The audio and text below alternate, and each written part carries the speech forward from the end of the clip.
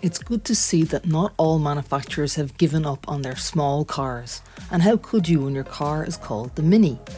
Times have changed dramatically since the first Mini was introduced, and with the passing of time, the Mini has definitely grown and now added a third option for propulsion: electric.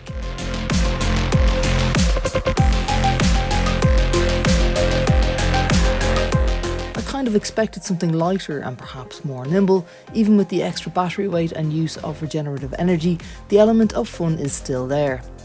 In this review, I'll take a closer look at the features, specifications and driving experience of the Mini Electric Resolute Edition.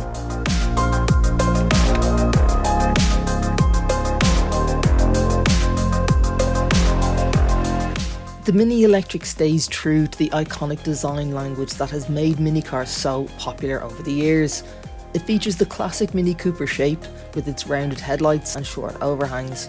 It even has a small air intake on the bonnet, which an EV doesn't need of course, but it's still a really nice touch. There are some subtle design tweaks that set the Resolute Edition apart from its petrol-powered siblings of course.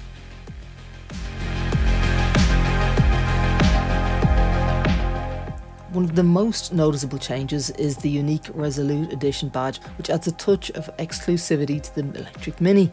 Additionally, the Resolute Edition comes with 17-inch alloys that have been specifically designed for this model, giving it that electric car look. Level 2 trim comes with 17-inch alloys, heated seats and a rear view camera.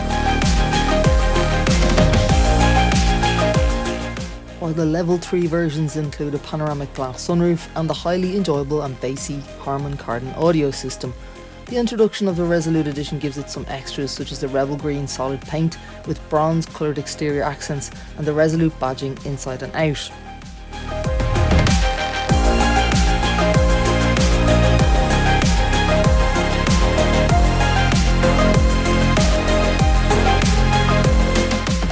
Under the hood, the Mini Electric is powered by a single electric motor and 32.6 kilowatt hour battery, producing a total of 181 brake horsepower. It can get from 0 to 100 kilometers an hour in just 7.3 seconds, so it's not entirely fire breathing for an EV, but it's quick enough.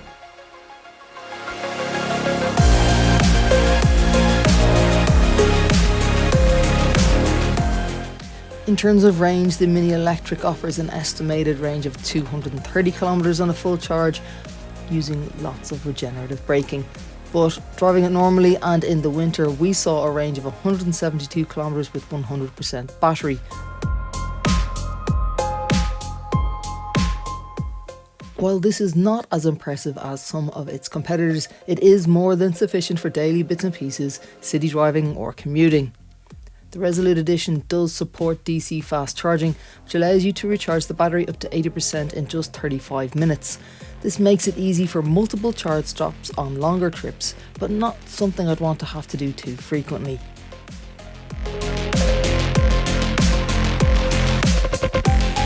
Here's your sport settings. There are 4 driving modes to switch between. You get a mild sport, mid, green and green plus. Leaving it set in standard mid mode is best.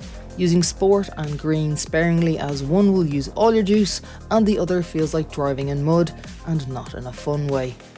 Then there's green plus, which seems like the best way to get home if you're running extremely low on battery, as it reduces comforts such as the climate control.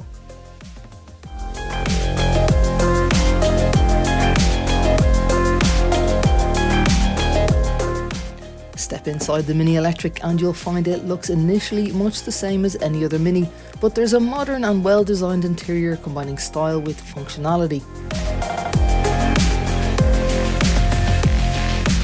The seats are superb and easy to manoeuvre into place. They're supportive and come with that incredible low slung go-kart position.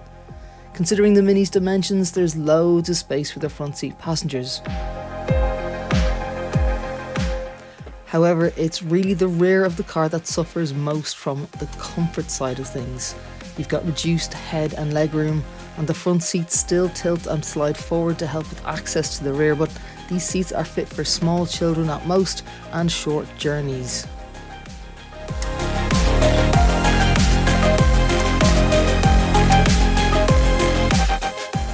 The Mini's boot capacity with all seats in place is 211 litres and 731 with the seats folded. They've also included a handy split floor in the boot under which you can hide the cables, and the shelf clips handily in place so you don't have to hold it when accessing this space. Best of all, you will actually use this space for the cables and not leave them lying around on the main boot floor, taking up space like most other EVs.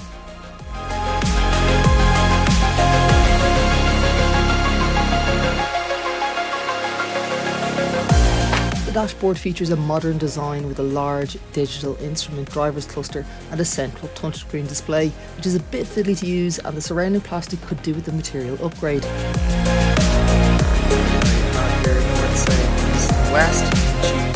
There's a host of advanced technology features, including Apple CarPlay and Mini connected services. The touchscreen is responsive and the graphics clear, yet the layout isn't as intuitive as it could be. Where anything is just yet. It does take time. You do get used to these things. The black plastics surrounding the screen and the ones on the steering wheel are a little on the flimsy side, and really are the only materials that need an upgrade. Apart from these, the main switches and dials are all BMW levels of quality.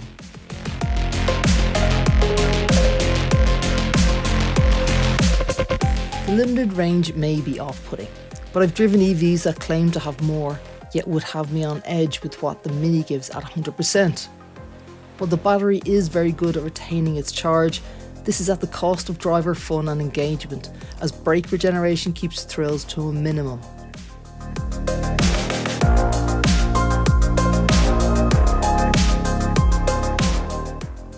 Still, it very much has that brilliant low-slung driving position locked down, and added to the beefy looks, it gives you a great sense of having fun. So here we are, Electric Mini, brand new for 2024.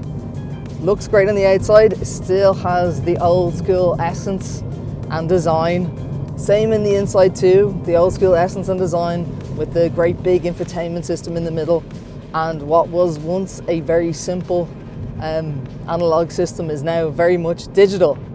So, best thing about the Mini, I adore this driving position. It is so low slung, and yet you have great visibility as well, so you're not too low where you can't see anything, but it's just got that really nice low level planted sure-footed stance. So A1 on that. Now to the thing that I like the least, the range. 172 kilometers fully charged, 172 kilometers, that's what I'm getting out of it. But the battery's good, and due to the fact that it has constantly always on regenerative braking, it does tend to hold that range, so I'm not too worried going in and out of town. Whereas with other electric batteries, I'd be a little bit concerned if I was at 172 kilometers. I'd nearly be charging it up. I am that bad. I am that person that is the glass is half full, you know. So, is it fast? Well, it's sure-footed. Again, it wants to keep that battery range as much as possible. So it's not as nippy as the combustion engine was. But it is still a little bit fun. It's still there, but they're more concerned about energy right now. So there's quite a good amount of space for the front seat passengers. If you push the seats right back, you've got plenty of elbow room, you've got plenty of space between you and your front seat passenger, but it's a different story altogether for the rear seat passengers, I'm afraid.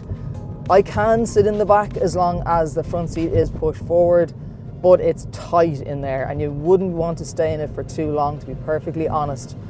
Now you do have these gorgeous seats and they do give you a little bit of knee room into the back of the front seat. Again, you're just not going to be sitting in that position for too long as an adult. Children, absolutely fine. I love the seats. I love the graphics we have on the outside of this for the Resolute Edition. And the interior design is lovely. It's a lovely light cabin, especially with this sunroof. And you've got another pano roof in the back over the rear passengers. It doesn't open, unfortunately, but it does let plenty of light into the cabin. So, is it the full Mini experience? Not quite, but it is an electric Mini experience, and that's not to be ignored.